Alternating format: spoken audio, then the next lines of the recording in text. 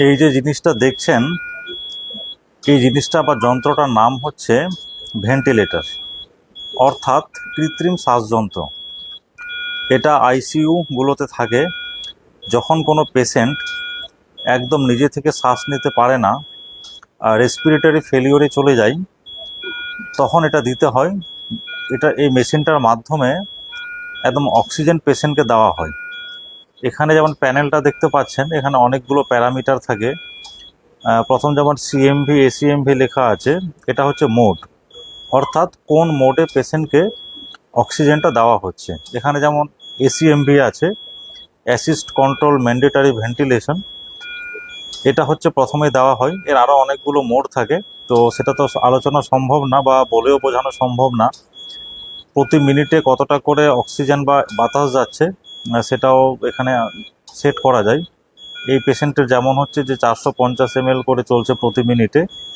একটা প্রেসার দেওয়া থাকে পিপ, যেটা হচ্ছে ফুসফুসের ভেতরটাকে, অ্যালভিওলাইগুলোকে ফুলিয়ে রাখতে সাহায্য করে। আর কত পার্সেন্ট অক্সিজেন দিচ্ছি সেখানেও একটা এখানে FiO2 আছে, যেখান থেকে বোঝা যায় বা আমরা সেট করতে পারি যে কত পার্সেন্টেজ অক্সিজেন দেব। আসলে এই ভিডিওটা করার উদ্দেশ্য হচ্ছে যে যখন কোনো পেশেন্ট আমাদের আইসিইউতে আসে, রেসপিরেটরি ফেলিওরে থাকে এবং পেশেন্টের বাঁচার বিশেষ কোনো সম্ভাবনা থাকে না, ওই রকম পরিস্থিতিগুলো বিচার করে আমরা পেশেন্টকে ভেন্টিলেশন দিই। অনেক সময় বাড়ির লোকেরাও বুঝতে পারেন না যে ভেন্টিলেশন বা ভেন্টিলেটর ব্যাপারটা কি।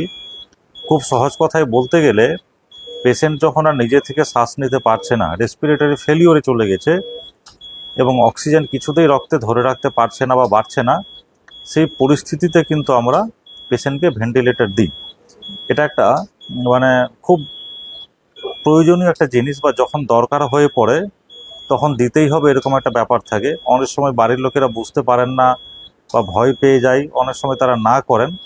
কিন্তু আজকে এই ভিডিওটা করার উদ্দেশ্য হচ্ছে যে যদি কোনো পেশেন্টের ভেন্টিলেটর দরকার হয় এবং ডাক্তারবাবু বলেন যে পেশেন্টের ভেন্টিলেটর লাগবে, তখন কিন্তু ডিসিশনটা খুব তাড়াতাড়ি নিতে হয়, কারণ এটা পেশেন্টের একটা জীবন বাঁচানোর একটা ব্যাপার থাকে। এই যে অক্সিজেন একটা টিউব দেখছেন, টিউবটা যাচ্ছে পেশেন্টের দিকে, এটার মাধ্যমে অক্সিজেন যায় আর সেটার মাধ্যমেই আবার অক্সিজেনটা বেরিয়ে আসে। আর এই যেখানে দেখেন টিউব, যেটা ইটি টিউব, এটা হচ্ছে গলার ভেতরে অর্থাৎ ট্র্যাকিয়ার ভেতরে দেওয়া থাকে, যার মাধ্যমে অক্সিজেন সরাসরি ফুসফুসের ভেতরে যায় এবং ফুসফুস থেকে কার্বন ডাইঅক্সাইড সরাসরি আবার পাইপ দিয়ে বেরিয়ে মেশিন দিয়ে বেরিয়ে যায়।